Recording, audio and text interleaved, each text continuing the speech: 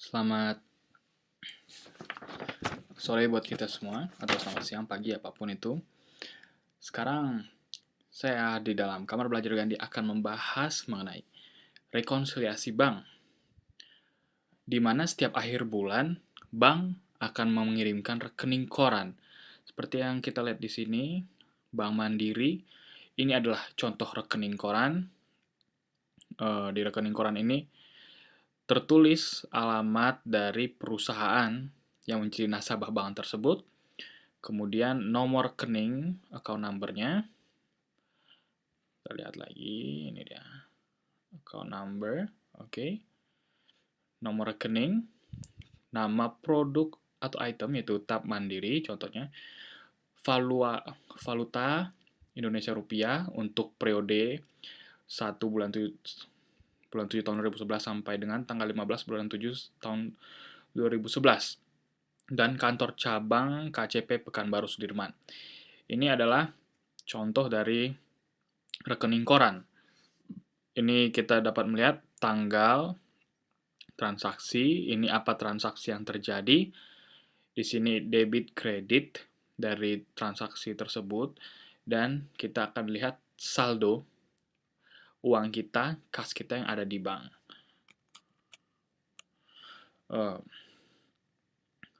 Perlu kita ingat bahwa jumlah saldo balance di rekening koran kita harus sama dengan jumlah kas yang dicatat oleh perusahaan. Akan tetapi sangat jarang bagi perusahaan untuk memperoleh nilai rekening koran yang sama dengan jumlah kas yang dicatat. Hal itu dapat disebabkan oleh transaksi-transaksi yang tidak umum dan tidak lazim yang terjadi selama periode tersebut. Oleh karena itu, maka kita membutuhkan ini, yang dinamakan dengan rekonsiliasi bank. Kita menyesuaikan apa yang terjadi dalam kas menurut catatan perusahaan dengan kas menurut rekening koran sebelum rekonsiliasi, di mana hasil akhir dari saldo kas perusahaan dan rekening koran harus sama, seperti yang dicontohkan oleh rekonsiliasi bank di PT Lintang Jaya ini, yaitu Rp105.250.000 untuk saldo kas setelah rekonsiliasi berdasarkan catatan perusahaan, dan Rp105.250.000 untuk saldo kas setelah rekonsiliasi untuk rekening koran sebelum rekonsiliasi. Jadi jumlah hasil rekonsiliasi harus sama antara bank dengan yang kita catat. Kemudian mungkin kita ingin tahu item apa sajakah yang perlu kita rekonsiliasikan. Menurut buku akuntansi, terdapat 5 hal yang perlu direkonsiliasi. Yang pertama adalah deposit in transit. Deposit in transit ini merupakan uang kita yang kita miliki, yang kita simpan di bank, akan tetapi bank belum mencatat uang yang kita simpan tersebut. Di sini kita mengirim uang ke bank dan mencatat kas di buku perusahaan, akan tetapi bank belum mencatatkan kas yang kita depositkan. Biasanya terjadi di akhir periode untuk cut off yang berbeda. Kemudian hal kedua yang kita perlu rekonsiliasi, sesuaikan di dalam rekonsiliasi bank adalah outstanding check. Outstanding check adalah cek pembayaran yang perusahaan kita keluarkan. Di sini contohnya PT Lintang Jaya keluarkan untuk membayar supplier mereka, vendor mereka mungkin, akan tetapi cek tersebut belum dicairkan di bank oleh pemilik cek tersebut,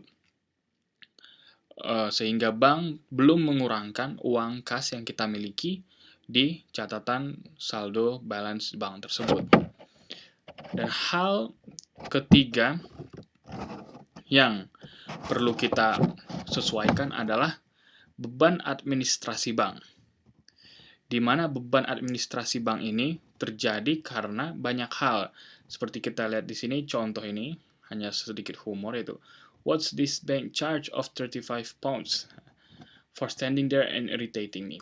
Di mana setiap kita melakukan transaksi bank, pasti kita akan mendapatkan beban, biaya, charge. Di mana kita lihat beban administrasi tersebut merupakan biaya yang dibebankan bank, yaitu biaya administrasi kepada nasabah PT Lintang Jaya dengan pelayanan jasa atas pelayanan dan jasa bank yang diberikan. Akan tetapi kita nasabah, yaitu PT Lintang Jaya, tidak akan tahu kalau kita kena beban administrasi bank sampai bank mengirimkan rekening koran kepada kita.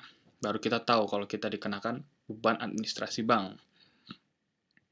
Kemudian keempat yang harus kita sesuaikan adalah penerimaan pembayaran piutang melalui bank, yaitu hasil koleksi yang bank lakukan terhadap piutang kita. Di mana kadang-kadang kita tidak akan tahu bahwa piutang kita itu sudah tertagih oleh bank sampai bank mengirimkan kepada kita rekening koran.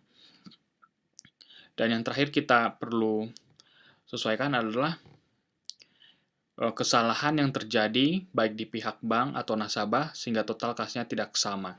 Yaitu bisa saja error pencatatan atau kesalahan dalam pencatatan yang dilakukan oleh bank atau yang dilakukan oleh perusahaan. Jadi saya akan tulis ringkas lagi apa yang tadi poin pentingnya. Oke. Yang pertama yang perlu disesuaikan adalah deposit in transit. Dan yang kedua, adalah outstanding check yang sifatnya mengurangi saldo kas bank. Ini outstanding check mengurangi. Yang ketiga adalah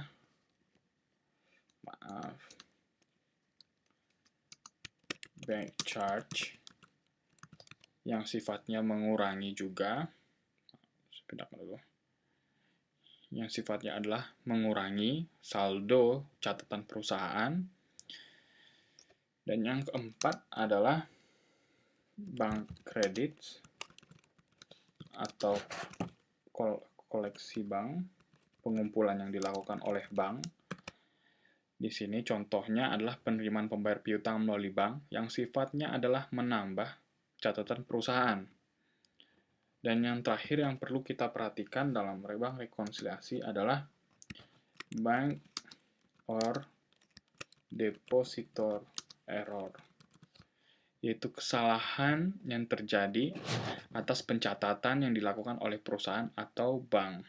Yaitu ini seperti ini contohnya adalah koreksi, yaitu mengatakan ada kesalahan dalam pencatatan penarikan. Kemudian ini adalah koreksi, adalah kesalahan dalam pencatatan cek. Tergantung apabila kesalahan tersebut membuat kita memiliki balance yang lebih, maka kita akan menguranginya, dan sebaliknya.